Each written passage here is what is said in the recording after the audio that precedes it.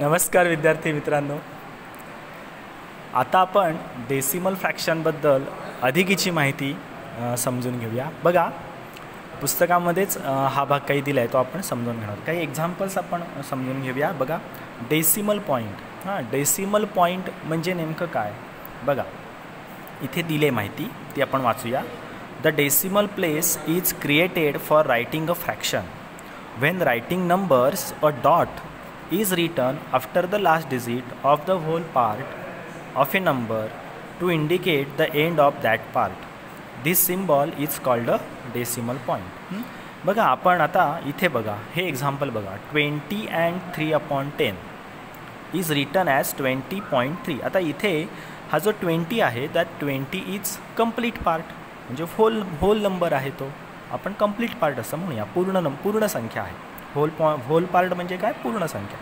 So 20 complete आहेत, म्हणून त्या 20च्या नंतर डेसिमल पॉईंट दिला आहे. बघा, हा डॉट दिला आहे. So that is 20 point. आणि 3/10 हा फ्रॅक्शनल पार्ट आहे, 3/10. सो म्हणून 20.3 असं आपण लिहिलेलं आहे. लक्षात येतं आहे? सो हा जो डॉट काढला आहे त्याला म्हणायचं डेसिमल पॉईंट. कंप्लीट पार्टच्या नंतर तो आपण काय करतो? यूज करतो. इथे एक्झाम्पल दाखवलं बघा. The decimal point is use to write 8 and 5/10 as 8.5. 8 हा कंप्लीट पार्ट आहे, होल पार्ट आहे, त्याच्यानंतर आपण काय करतो? डेसिमल पॉईंट यूज करतो. सो 8.5. आता मग ते वाचले बघा, रीड ॲज 8.5.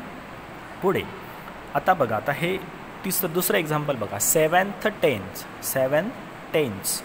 आता म्हणजे काय बघा, can be written as 7 tenths असं म्हटलं. म्हणजे कसं लिहितात? तर 7/10. 7 tenths असं म्हटलं आहे. That is 7/10. आणि मग तेच आपण डेसिमल पॉईंट यूज करून कसं लिहितो? 0.7. So 7/10 is the usual way of writing number. हे आपण नेहमी लिहितो 7th tenth. आणि डेसिमल पॉईंटचा यूज करून कसं लिहितो? 0.7. Using decimal point 0.7. आणखीनही काही एक्झाम्पल्स आपण समजावून घेऊया, म्हणजे आपल्याला डेसिमल फ्रॅक्शन हा कन्सेप्ट अधिकाधिक समजत जाईल. बघा, आता पुस्तकामध्ये हा एक चार्ट तयार करून दाखवला आपल्याला. काय म्हटलं आहे बघा, study how the decimal fractions in the table below are written and read. कसं लिहिलं जातं आणि कसं वाचलं जातं हे आपण समजून घेणार आहोत.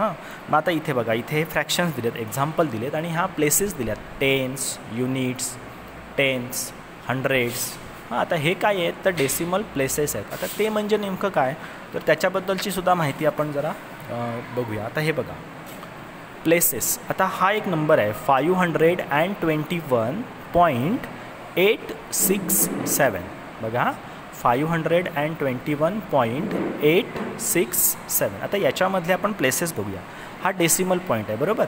डेसिमल पॉईंट आपण इथे लिहिले बघा, हा काय आहे? Decimal point. आता डेसिमल पॉईंटच्या जर आपण लेफ्ट साईडला गेलो तर 521 हा जो आहे ना, हा कंप्लीट नंबर आहे, होल नंबर आहे, होल पार्ट आहे. आणि हा जो आहे 867 हा फ्रॅक्शनल पार्ट आहे. ओके, मग हा जो कंप्लीट पार्ट आहे त्याच्यासुद्धा प्लेसेस असणार आहेत, आणि फ्रॅक्शनल पार्ट आहे त्याच्या पण प्लेसेस असणार. मग आपल्याला माहिती आहे, मग डेसिमल पॉईंटच्या लेफ्ट साईडला पहिली जी प्लेस असेल ती युनिट्स प्लेस. आपण ह्याला वाचतानाच कसं वाचतो? 521. सो 1ची प्लेस कोणती आहे? युनिट्स. नंतर हा जो 2 आहे, 2ची प्लेस कोणती आहे? टेन्स. आणि 5 जो आहे त्याची प्लेस कोणती आहे? हंड्रेड्स. हे आपण शिकलेलं आहेत ऑलरेडी. 521 असंच म्हणतो. आणि डेसिमल पॉईंटनंतरचे जे हा नंबर्स आहेत 867 त्यांच्या प्लेसेस बघा. हा जो 8 आहे त्याची प्लेस आहे 10th, ज्याला मराठीमध्ये दशांश असं म्हणतात. आपण इथे लिहूया दशांश. नंतर 6 हा जो आहे त्याची प्लेस आहे हंड्रेड्स, त्याला म्हणतात शतांश, मराठीमध्ये शतांश असं म्हणतात. आणि हा जो आहे थाउजंड्स म्हणजे आहे सहस्त्रांश. सहस्त्रांश असं मराठीमध्ये म्हणतात. बघा, समजून घेऊया. बघा, आता ह्या दोघांमध्ये फरक आहे. बघा, इथे टेन्स म्हटलं आहे, TEN आणि S म्हटलं, आणि इथे काय म्हटलं बघा, 10th आणि पुढे S, TEN TH आणि नंतर S आहे, टेन्स. नंतर हंड्रेड्सचं बघा, 100 इथे आपण हंड्रेड्स म्हटलं आहे, आणि इथे काय म्हटलं बघा, 100 आणि पुढे THS, हंड्रेड्स. फरक आहे दोघांमध्ये, लक्षात येते. आणि हा थाउजंड्स म्हणजे सहस्त्रांश. सो 7 बघा, सहस्त्रांश, थाउजंडच्या नंतर THS. दोघांमध्ये फरक आहेत, लक्षात घ्या, प्लेसेसमध्ये सुद्धा. आता यांची प्लेस व्हॅल्यू काय असते ना, तो आपण पुढच्या भागामध्ये बघूया. आधी फक्त ह्या प्लेसेस काय असतात त्या आपण समजून घेतल्या आणि याच्या आधारे आपण हा जो चार्ट दिला आहे ना हा चार्ट समजावून घेऊया. बघा सो पहिला फ्रॅक्शन दिला आहे बघा 7 and 5/10. 7 and 5/10. मग आता याच्यामध्ये युनिट्स प्लेसला कोण येणार आहे 7. आधी आपण हा बघा डेसिमल फ्रॅक्शनमध्ये कसं लिहिलं तर 5/10 डिनॉमिनेटरला 10 असल्यामुळे डेसिमल पॉईंटनंतर एकच प्लेस येईल म्हणून बघा 7 पॉईंट काय आलं 5. म्हणताना आपण कसं म्हणणार 7.5.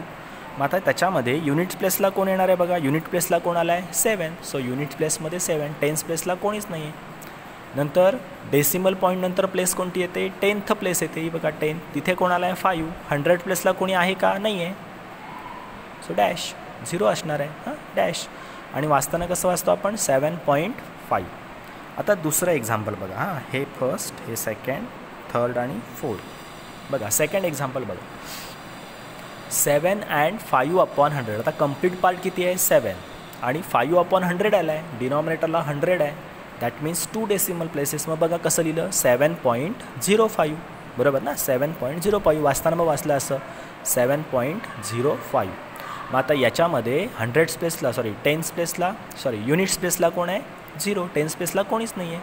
युनिट प्लेसला आहे 7 राईट. नंतर डेसिमल पॉईंट आणि पुढचा 10th प्लेस. टेन्स प्लेसला कोण आहे बघा 0 आणि पुढची एक प्लेस आहे म्हणजे 100th प्लेस. 100 प्लेसला कोण आहे 5. तिसरं एक्झाम्पल बघा 82/100. आता डिनॉमिनेटरला किती आलं आहे 100 म्हणजे डेसिमल पॉईंटनंतर किती प्लेसेस असतील 2. मग आपण कसं लिहिणार बघा कंप्लीट पार्ट काहीच नाही आहे. सो आपण कसं लिहिणार 0.82. मग बघा वाचताना कसं वाटलं 0.82. 82 असं नाही म्हणायचं आहे 82 हां सिंगल डिजिट आपल्याला उच्चारायची आहे ठीक आहे. मग आता याच्यामध्ये टेन्स प्लेसला कोणाला कोणीच नाही आहे. टेन्स प्लेसला कोणीच नाही आहे. युनिट्स प्लेसला कोण आहे बघा 0. नंतर डेसिमल पॉईंटच्या पुढे गेलो राईट साईडला तर 10th प्लेसला कोण आहे 8 आणि 100th प्लेसला कोण आहे 2 आहे. लक्षात येते. आता चौथं एक्झाम्पल बघा 25 and 6/100. आता इथे कंप्लीट पार्ट कोणता आहे बघा 25. सो बघा लिहिलं कसं बघा 25 पॉईंट आणि 6/100 डिनॉमिनेटरला 100 आहे म्हणजे 2 डेसिमल प्लेसेस येणार. मग बघा 2 डेसिमल प्लेसेस आले आहेत 06. मग वाचताना कसं वाचलं 25.06. मग बघा आता 25 आहेत म्हणजे टेन्स प्लेसला आला 2 युनिट प्लेसला आला 5 आणि डेसिमल पॉईंट आणि नंतर 0 कोणत्या प्लेसला आहे 10th प्लेसला आणि 100th प्लेसला कोण आहे 6. सो 25.06. सो अधिकची माहिती आपण डेसिमल फ्रॅक्शनबद्दल या चार्टमध्ये डिस्कस केली ठीक आहे. थँक्यू.